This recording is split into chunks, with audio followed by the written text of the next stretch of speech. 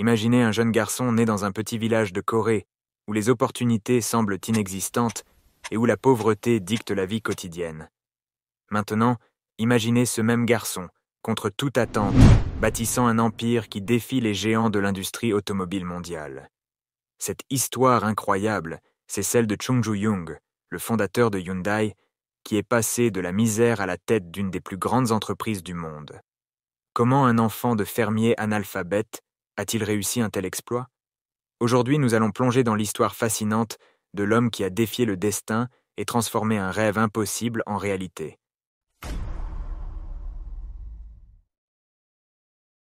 Chung Ju-young est né en 1915 dans une Corée sous occupation japonaise, une époque difficile pour les familles paysannes. Sa famille, extrêmement pauvre, vivait de la culture du riz, un travail éreintant pour des revenus dérisoires. Dès son plus jeune âge, Chung rêvait de sortir de cette vie de misère, mais les circonstances semblaient constamment le retenir.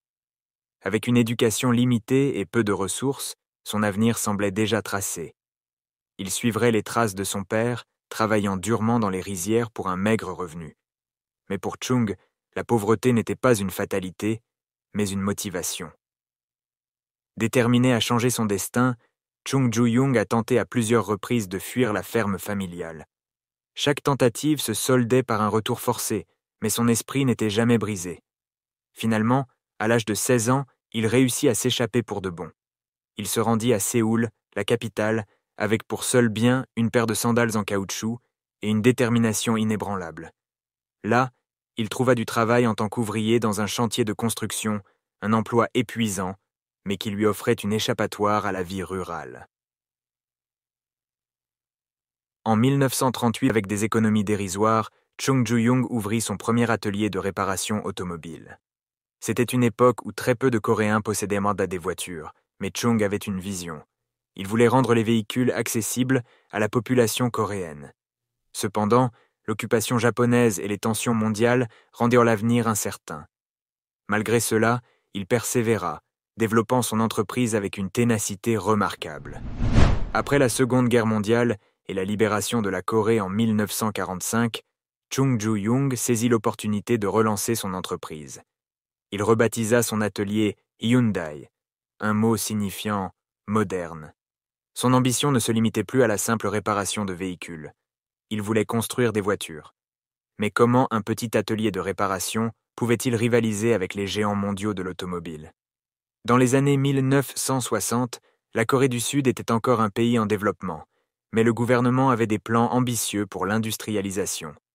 Chung Ju-young, avec sa détermination inébranlable, parvint à obtenir des contrats gouvernementaux pour construire des routes, des barrages et d'autres infrastructures essentielles.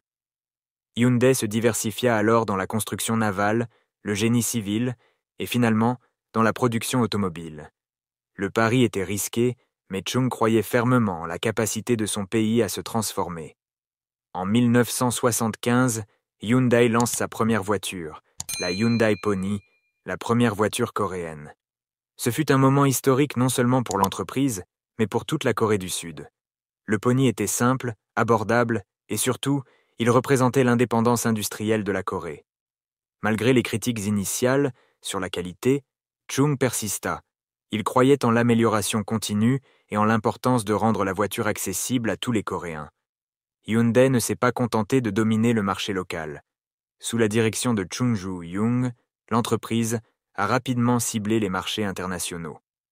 À une époque où personne ne croyait qu'une marque automobile coréenne pouvait concurrencer les géants japonais, européens et américains, Hyundai a progressivement conquis des parts de marché. Leur stratégie, offrir des véhicules de qualité à des prix compétitifs, tout en investissant massivement dans la recherche et le développement pour améliorer constamment leurs produits. Chung Ju-young est décédé en 2001, mais son héritage perdure. Hyundai est aujourd'hui l'un des plus grands constructeurs automobiles au monde, avec des véhicules vendus dans plus de 190 pays. Mais au-delà des chiffres, l'histoire de Chung Ju-young est celle d'un homme qui a refusé de laisser les circonstances dicter son destin. Il a montré au monde qu'avec de la détermination, de la vision et un esprit inflexible, même les rêves les plus improbables peuvent se réaliser. L'histoire de Chung Ju-young et de Hyundai est bien plus qu'un simple récit de réussite industrielle. C'est une leçon de vie, un rappel que peu importe d'où vous venez, ce sont vos actions, votre persévérance et votre capacité à rêver grand qui déterminent où vous allez.